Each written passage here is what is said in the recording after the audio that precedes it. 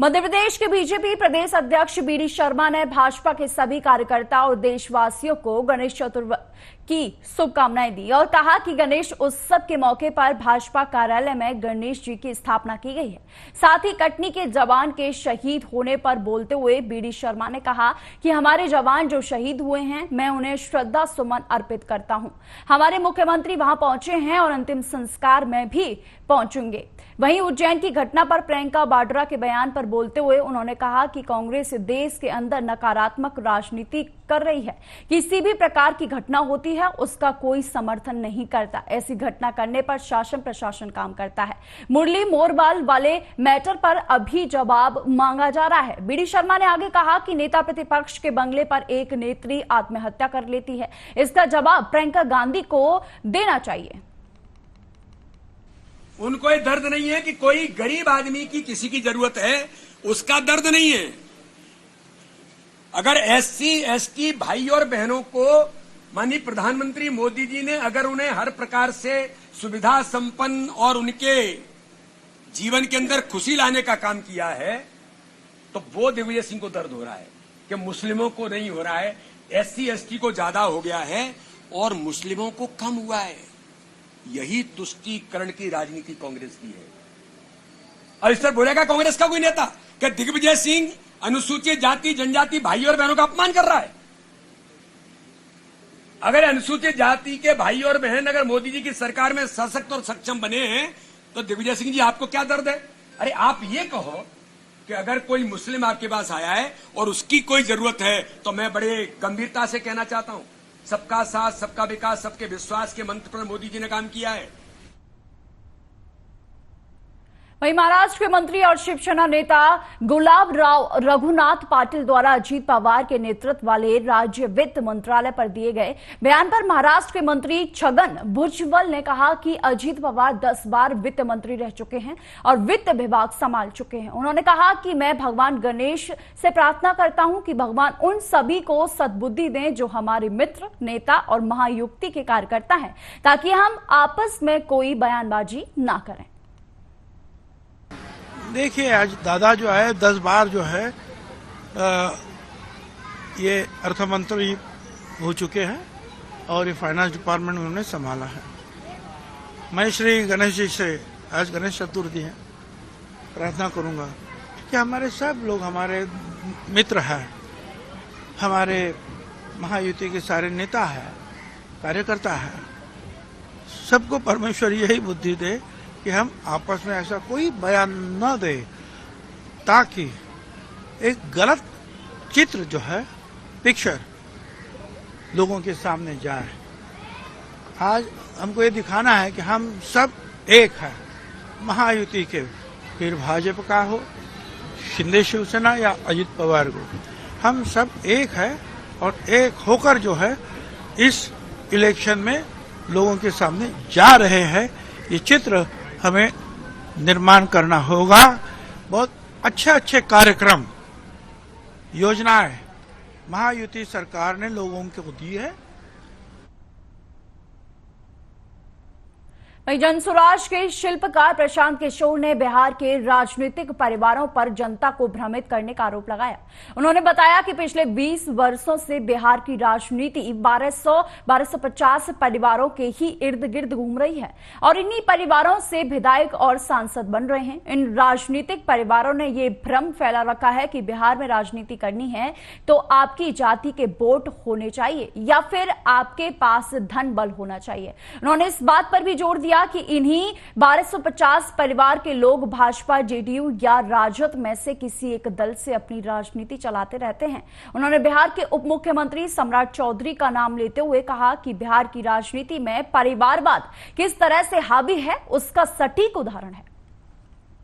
जाति एक बड़ी सच्चाई है, लेकिन एकमात्र सच्चाई नहीं है। ये भ्रम मत फैलाइए।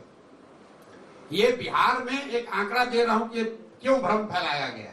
ये जो भ्रम फैलाया गया है कि बिहार में अगर आपको राजनीति करनी है तो आपके पास जाति होनी चाहिए, बाहुबल होना चाहिए, आपके पास पैसा होना चाहिए। ये भ्रम क्यों फैलाया गया, पहले ये समझ लीजिए।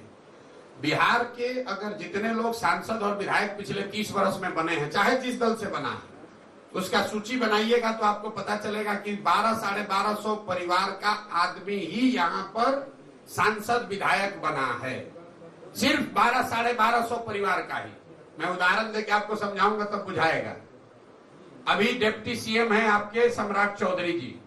सम्राट चौधरी किसके लड़के हैं? शकुनी चौधरी जी के। जब इस राज्य में कांग्रेस का शासन था तो शकुनी चौधरी जी कांग्रेस के उस शासन में विधायक और मंत्री थे। लोगों ने कांग्रेस को हटाया, लालू जी को राज दिया, तो लालू जी के भी राज में शकुनी चौधरी विधायक और मंत्री थे। लोगों ने लालू जी के जंगल राज को हटाया, नीतीश को लाया, तो नीतीश के भी सरकार में शकुनी चौधरी जी विधायक और मंत्री बन गए। लोगों ने नीतीश को हटाया, मांझी जी को बनाया, तो मांझी जी के भी सरकार में शकुनी चौधरी विधायक और मंत्री बने। और आज अभी भाजपा का थोड़ा दम बढ़ा है तो उसको भी कोई दूसरा कुशवाहा नहीं मिला, उसको भी शकुनी चौधरी का बेटा ही मिला है। ये परिवारों की जो पकड़ है, आपको राज्य भर का आंकड़ा आपके पास नहीं होगा, लेकिन आप अपने कैमूर के हर विधानसभा क्षेत्र को देख लीजिए, 4-5 परिवार ही शासन कर रहे। जाति मध्य प्रदेश के छतरपुर जिले के लवकुश नगर में बड़े तालाब के पास में खारा तालाब में 62 वर्षीय वृद्ध की डूबने की आशंका जताई जा रही थी, जिसको लेकर बीते रोज शुक्रवार को मौके पर पहुंची पुलिस बल और बाढ़ बचाव बल ने तलाशी अभियान चलाया, जिसमें किसी प्रकार का कोई भी सुराग नहीं चल सका। मिली जानकारी के अनुसार वार्ड नंबर 7 निवासी पुरान लाल विश्वकर्मा है, जो शुक्रवार के दिन यानी कि तीज के त्योहार पर सुबह 9 बजे घर से कमल के फूल तोड़ने के लिए तालाब गया था। कुछ समय बाद घर नहीं पहुंचा तो उसके बाद तलाशी की गई, जहां मौके पर साइकिल और साइकिल के स्टैंड पर कपड़े रखे पाए गए और तालाब के पास में ही जूते मिले, जिससे लोगों ने डूबने की आशंका जताई। उसके बाद छतरपुर से आई SDERF एंड होमगार्ड की टीम पहुंची, जहां घास नुमा मलबे में फंसे वृद्ध को बाहर निकाला गया। तो वहीं मौके पर पहुंची लवकुश नगर थाना पुलिस ने शव को कब्जे में लेकर पंचनामा तैयार कर शव को पोस्टमार्टम के लिए भेज दिया।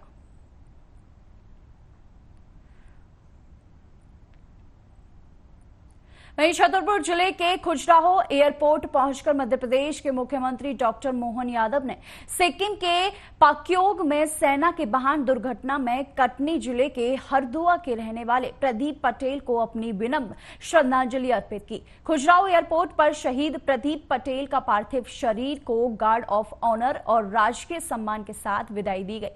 उसके बाद उनके पार्थिव शरीर को मध्य प्रदेश के पैतृक गांव में अंतिम संस्कार के लिए सेना के वाहन से रवाना किया गया। इस दौरान बड़ी संख्या में प्रशासनिक अधिकारी और जनप्रतिनिधि उपस्थित रहे।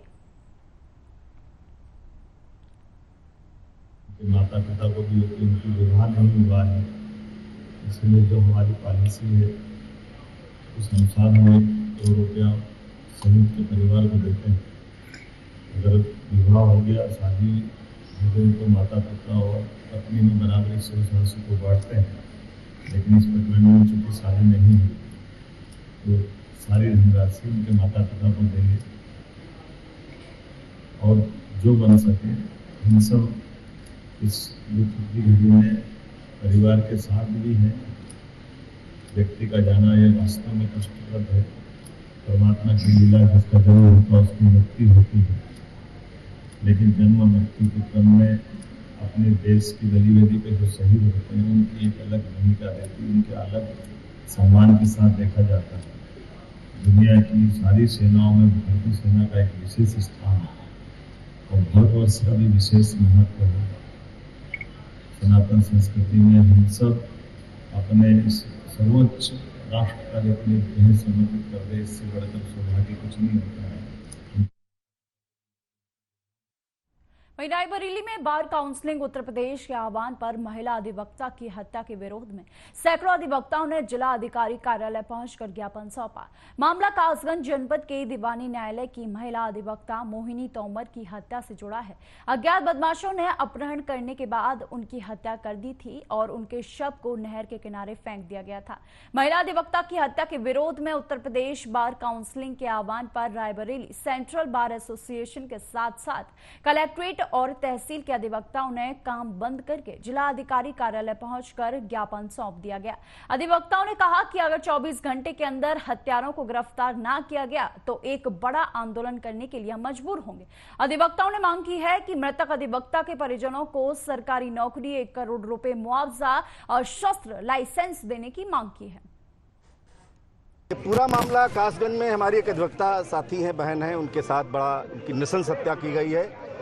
इस संदर्भ में हम लोगों ने आज एक पैदल मार्च जिला दीवानी न्यायालय से लेकर के कलेक्ट्रेट डीएम ऑफिस तक किया है और मांग की है इस मार्च के माध्यम से कि जो अधिवक्ता प्रोटेक्शन एक्ट है उसको जल्द से जल्द लागू किया जाए, क्योंकि देश में पूरी तरीके से अस्थिरता का माहौल है।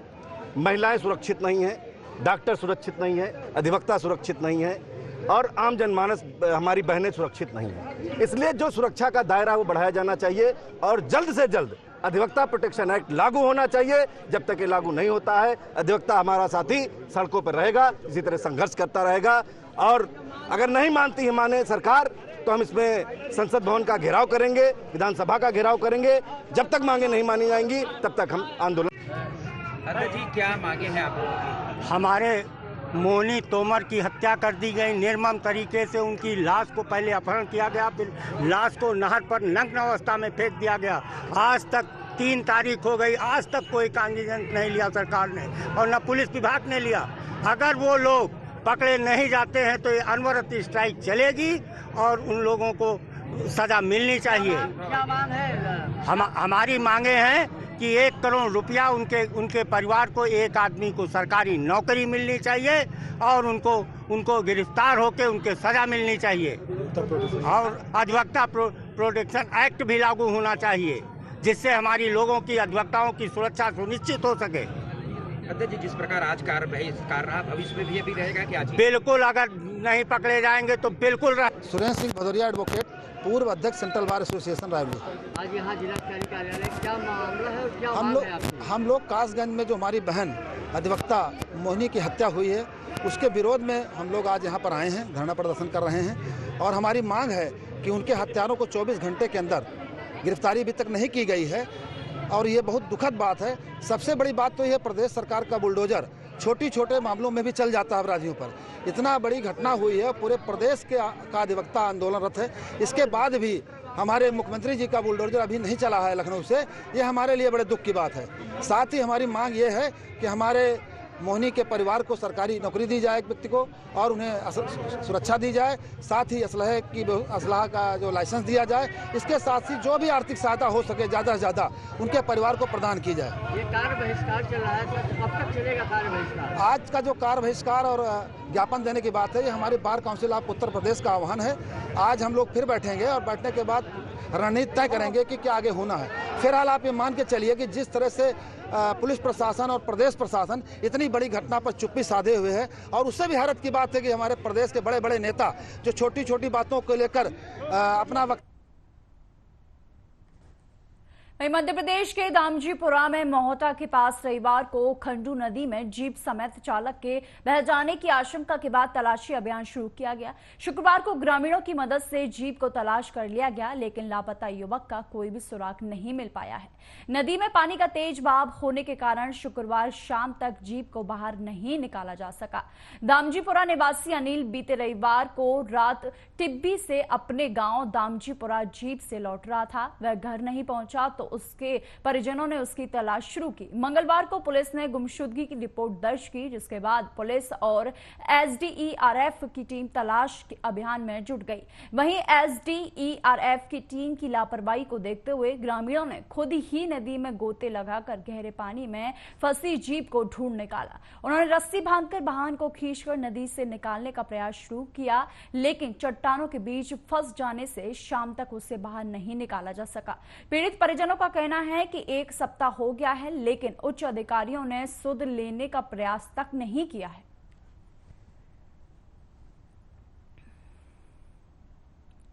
वहीं रायबरेली में संदिग्ध परिस्थितियों में सड़क किनारे एक अज्ञात अधेड़ युवक का शव मिला है। युवक का शव मिलने से क्षेत्र में सनसनी फैल गई है। फिलहाल मृतक युवक की शिनाख्त नहीं हो पाई है। ग्रामीणों की सूचना पर पहुंची पुलिस जांच में जुट गई है। पुलिस ने शव को कब्जे में लेकर पोस्टमार्टम के लिए भेज दिया है। घटना नसीराबाद थाना क्षेत्र के अंतर्गत परया नमक सार गांव के पास की है।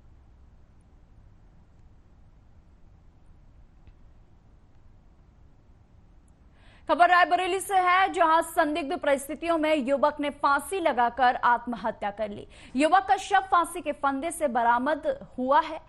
सूचना पर पहुंची पुलिस ने शव को कब्जे में लेकर पोस्टमार्टम के लिए युवक को जो है वो भेज दिया गया है और उस युवक का जो शव है वो परिजनों को सौंप दिया गया है। मृतक युवक की पहचान पिंटू के रीप में हुई है, जो मजदूरी कर अपने परिवार का पालन पोषण करता था। घटना बशरावा थाना क्षेत्र के खाले गांव की है।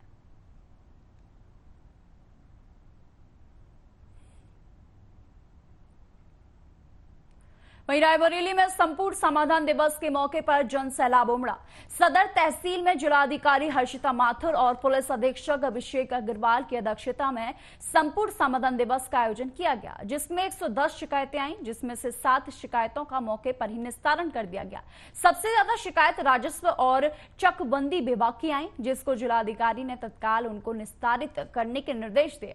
वहीं भूमिहीन 7 परिवारों को जिलाधिकारी के द्वारा आवासीय पट्टा दिया गया। आज अभी हम लोग सदर के संपूर्ण समाधान दिवस में आए हैं।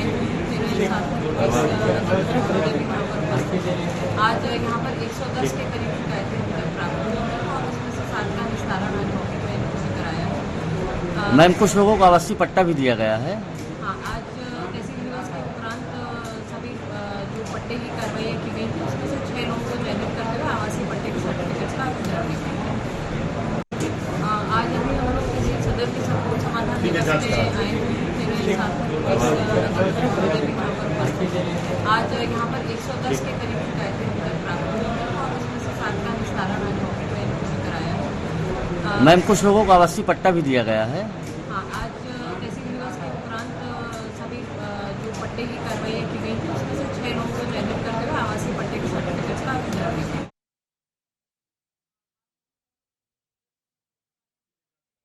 वहीं खिलचीपुर तहसील के अंतर्गत आने वाले ग्राम शेखनपुर शासकीय विद्यालय प्रभारी भेरूलाल दांगी द्वारा 15 अगस्त के दिन यहां संकल्प लिया गया था कि प्राइवेट स्कूल जैसी व्यवस्था गांव के सरकारी स्कूल में होनी चाहिए।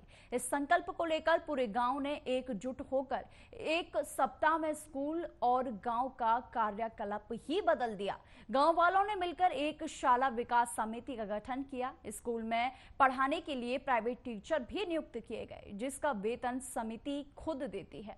अब कक्षा नर्सरी से लेकर 8वीं तक की कक्षाएं सुचारू रूप से चालू करवा दी गई हैं और सभी के सहयोग से सारी व्यवस्था बहुत अच्छी चल रही है।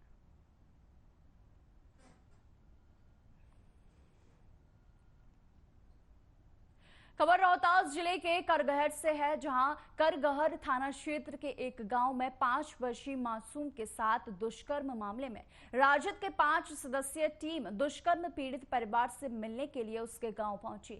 इस दौरान करगहर के थाना अध्यक्ष से फोन पर कार्रवाई की जानकारी ली गई। इस टीम का नेतृत्व राजद के वरीय नेता शिव शंकर सिंह कुशवाहा कर रहे थे। इस दौरान पीड़ित परिवार का हाल लिया गया तथा उन्होंने पुलिस को अल्टीमेटम देते हुए कहा कि अगर 1 से 2 दिन के अंदर अगर आप आरोपी के गिरफ्तार नहीं कर पाते तो राजद सड़क पर उतरेगी और करगहर और जिला मुख्यालय को जाम करेगी। विदित हो कि पिछले 2 सितंबर को ही एक 5 वर्षीय बच्ची के साथ एक 45 वर्षीय अधेड़ के द्वारा दुष्कर्म की घटना को अंजाम दिया गया था।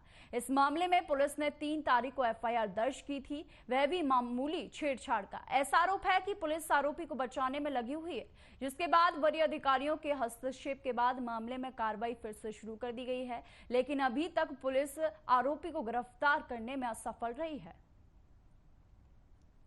प्रतिनिधि दल के तरफ से इस घटना का घोर निंदा करता हूं। इसके साथ जो बलात्कारी है उसको जो है तत्काल हम गिरफ्तार की मांग करते हैं। अगर 24 घंटा में अगर गिरफ्तारी उसकी नहीं होती है तो हम लोग मजबूरन जो है थाना को और करहगर को हम लोग जाम रखेंगे। दूसरी बात यह है इस पर प्रशासन के तरफ से कोई जो है सकारात्मक कार्रवाई नहीं हुआ। हमको जो सुनने में आया कि बच्ची का जो है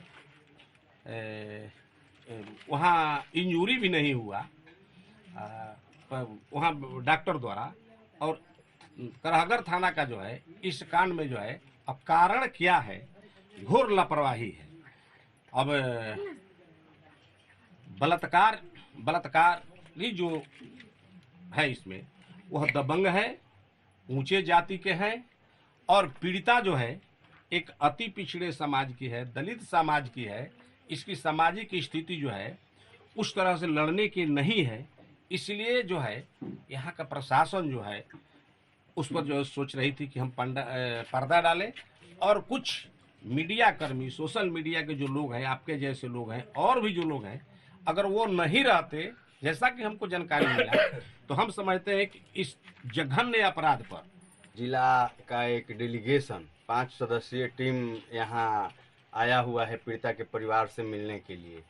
चूँकि पेपर और पत्रिका के माध्यम से जब हमारी पार्टी को पता चला कि आज 4-5 दिन होने के बावजूद भी इस पर्दा पर, इस कांड पर पर्दा डाला जा रहा है, तो इसका उद्भेदन करने और अपराधी को कड़ी से कड़ी सजा दिलाने के लिए हमारा टीम यहाँ पर आया हुआ है। जैसे कि नेताजी ने ठीक ही कहा कि अगर आपके जैसे कुछ लोग नहीं होते मीडिया बंधु, तो इसको पूरी की पूरी तरह प्रशासन ने सोची समझी साजिश की तरह इसको ठंडे बस्ते में डालने वाली थी। जैसे कि हम लोग पेपर के माध्यम से हम लोगों को जानकारी हुआ कि पीड़िता के FIR को शुरू के दिन दर्ज नहीं किया गया, यहाँ तक कि वहाँ जब पीड़िता गई जांच कराने के लिए वहाँ जांच नहीं किया गया। कोई कुमारी कंचन। फिलहाल के बुलेटिन में सिर्फ इतना ही। देश और दुनिया की तमाम खबरों के लिए देखते रहिए आर्य न्यूज।